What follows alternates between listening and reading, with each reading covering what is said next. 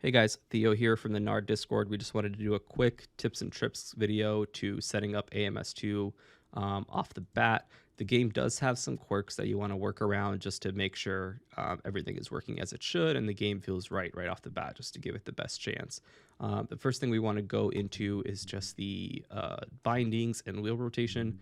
This is just like anything else, just steer left after you click this binding to get it all registered. So that's the first thing you want to do.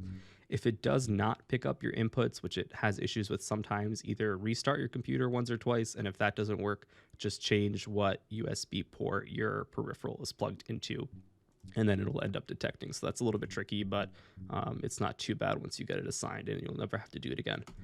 The part I want to talk about that's most important here is just the wheel rotation calibration. The instructions for it aren't as straightforward as you would want them to be.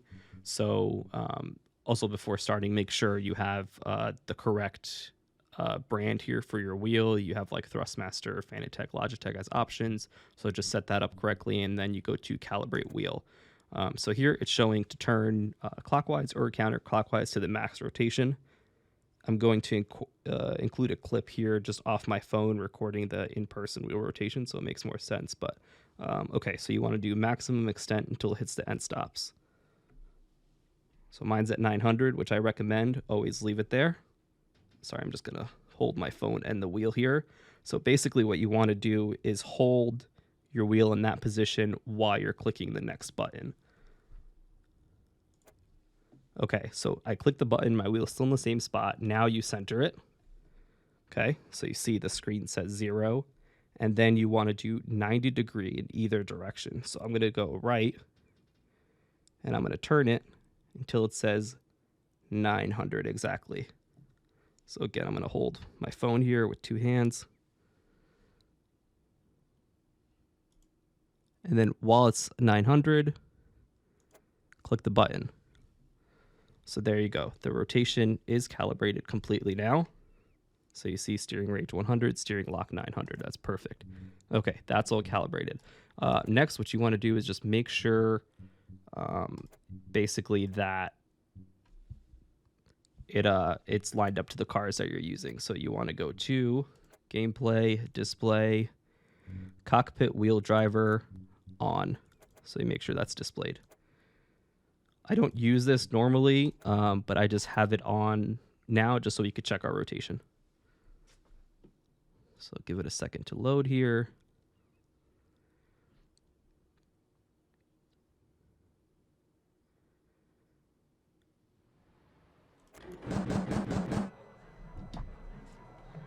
Left my shifter in gear, so it goes to fifth. So that's a problem that happens sometimes. You have to be aware of. Okay, but basically what you want to do is just look at your wheel in person and look at the wheel displayed on the screen. Turn it, make sure it's absolutely 1-to-1.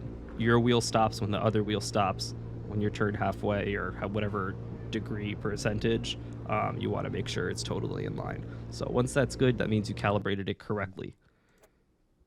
All right, and that's basically it for the wheel rotation. The next thing you want to pay attention to and really try to work in is just the force feedback settings. So you could do it while you were in the session like I was there, but I'm back in the menu. Force feedback is going to be different for basically every sim. Every wheelbase. So basically what I recommend is either just go to our Discord or look around online to find recommended settings to get a good starting point. I like to use custom force feedback files, which is shown here. So you have default plus, which has a little bit more detail, and then custom. The way custom works is in your documents folder for AMS2, you have this text file here. You could download it off the Reza Studio forums and give it a shot. So basically other users just tweak the force feedback. For direct drive, I like to use the Danielkart files, and a lot of people are happy with that. And most other wheels use the Rfuktor files, which I will include links to that I could find in the description of this video. So definitely give force feedback a chance here. You really need to tweak it and spend some time to get it somewhere that you like. So I definitely recommend that right off the bat. And then we can go back here. The next big thing you want to set right is just the camera movement. So stock, you get a lot of camera movement. You get look to apex, you get up and down like bounciness. and it's kind of so dramatic that it affects how the cars feel, or at least your impression of how the cars feel. So here are my settings. So basically, what I could recommend here is just turning everything off, just to lock the camera to the cockpit if you have one of those setups. Head movement here will give you some dampening when you hit bumps and you go over hills and stuff like that. But I think at 35, it's a good middle ground that's really similar to other sims. So just start off here. Maybe you can go lower here. The con of zeroing this out is it gets too bumpy. So if you're driving around at Long Beach or something, you get like a shaky camera. So you want some dampening, just to get it similar to other sims. And that's basically it. You want to get those set up right off the bat, get it somewhere you like, and then just drive around and get a good feel for the cars. Even at this point, some cars are still hit or miss, but the majority of them are good.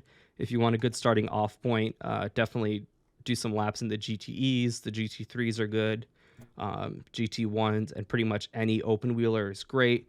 That's not to say the other cars aren't. So Group C, they're all great, especially the new Corvette that just came out. Really fun to drive. The Mini's great, but sometimes you'll run into a car that doesn't feel necessarily right. So don't give up on the game at that point. Just mess around, try a different category, and you might like another car better. And that's it. If you guys have any questions, just leave them below. If you want more force feedback directions, we have a bunch of guys in the Discord with different wheels. They could share settings basically to get you going. Thanks.